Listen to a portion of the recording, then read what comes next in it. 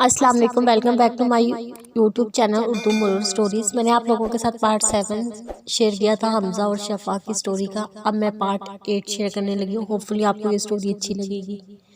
Part 8۔ علی بھائی نے اسے بلایا بھی تھا، اس نے کہا میں ٹھیک ہوں، وہی کھڑا رہا۔ میں ضبط کی آخری انتہا پر تھی، میں نے سوچا کیا میری اوقات واقعی یہی ہے۔ اس نے جھوٹے منہ بھی میری خیریت نہیں پوچھی۔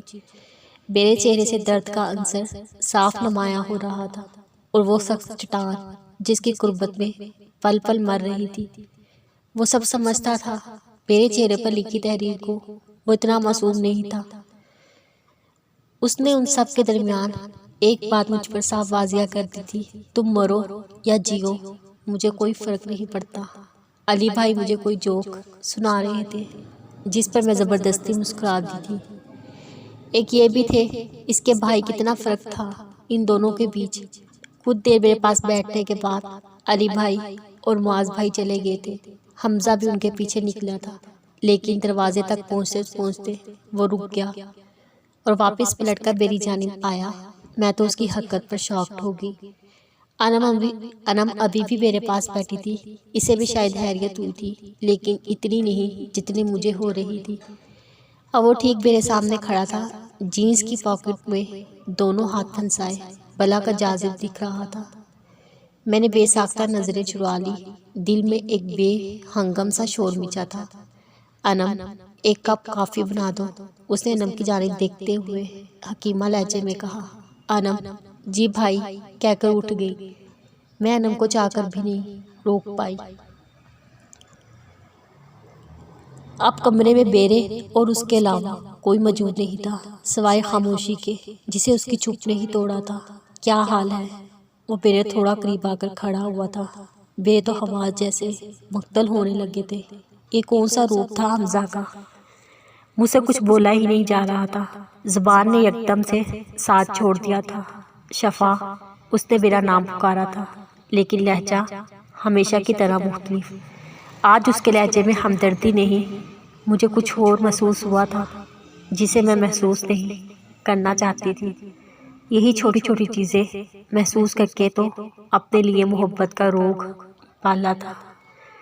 اور پھر نظروں کا رخ دوسری جانب پھیر لیا میں نے، کیونکہ میری آنکھوں میں آنسو آنے لگے تھے، جسے چھپانا میرے لیے دنیا کا سب سے مشکل ترین کام لگ رہا تھا۔ ادھر دیکھو میری طرف۔ آج پہلی بار مجھے اس کی آواز میں درد محسوس ہوا تھا، ایسا لگ رہا تھا وہ بھی کسی مشکل گھڑی سے گزر رہا ہے، ٹھیک میری طرح۔ میں نے اپنے آنسوؤں کا گلا بھی مشکل اندر گھونٹا تھا، الچھارگی سمیت اس کی جانب دیکھنے لگی۔ میں کتنا بھی انا کا کھول چڑھا لوں، خود اس شخص کے سامنے ہمیشہ ہار جاتی تھی۔ میں بمبئی نہیں جا رہا، کینسل کر دیا میں نے جانا۔ وہ جیسے میرے چہرے پر لکھی تحریر کو ایک لمحے میں پڑھ لیا تھا۔ نہیں جاؤ گے تو کیا میرے لیے؟ میری زبان پر وہ سوال بھی آ گیا جسے شاید کبھی نہیں آنا چاہیے تھا۔ پھر ایک چھوٹی سی امید، کیوں میں اتنی امیدیں باندھتی تھی؟ اسے کیوں میں خود ہار سمجھانے کے باوجود ہمیشہ ہار جاتی تھی؟ وہ ذرا سا میری جانب دیکھتا، میں خوش ہو جاتی۔ وہ ذرا سا مجھے توجہ دیتا، میں اس کے قدموں میں ڈھیر ہو جاتی۔ شاید اس نے جس انداز میں کہا تھا، میں کئی لمحے ساکت اس کی جانب دیکھنے لگی۔ کیا واقعی وہ میرے لیے نہیں جا رہا تھا؟ پر اس میں میرا کیا فائدہ ہوتا؟ وہ کہاں میری محبت کے آگے مجبور ہو کر نہیں جا رہا تھا، وہ اپنے مفاد کے لیے رکا ہوگا۔ میرے دماغ نے بہت تیزی سے کام کرنا شروع کر دیا تھا۔ میں اپنی بدلتی کیفیت اس پر عیاں کرنے کے حق میں بالکل نہیں تھی۔ میں نے اپنے لہجے طلب کرتے ہوئے دل پر پتھر رکھ کر ذہن کی ہر سوچ پر فاتحہ پڑھ کر اپنی بات کہنا شروع کر دی، جس کے لیے میں 2 دن سے بے جا کوشش میں لگی ہوئی تھی۔ مسٹر حمزہ، میرا نام آج کے بعد اپنی زبان پر مت لانا۔ تم مجھے دھتکارتے ہو، اب میں خود تمہیں دھتکار رہی ہوں۔ آئی ہیٹ یو، نفرت کرنے لگی ہوں میں تم سے۔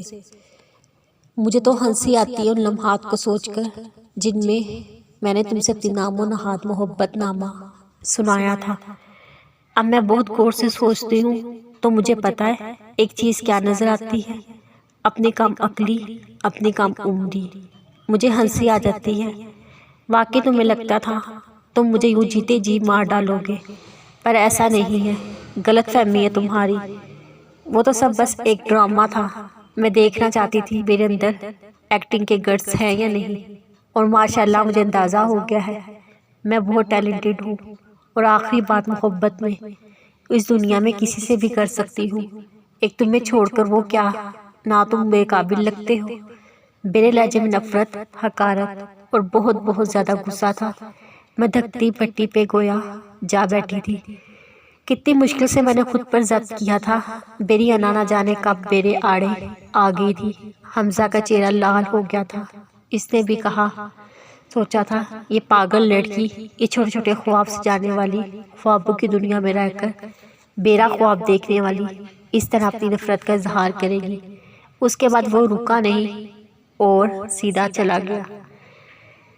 اس نے جس انداز میں کہا تھا، میں کئی لمحے ساکت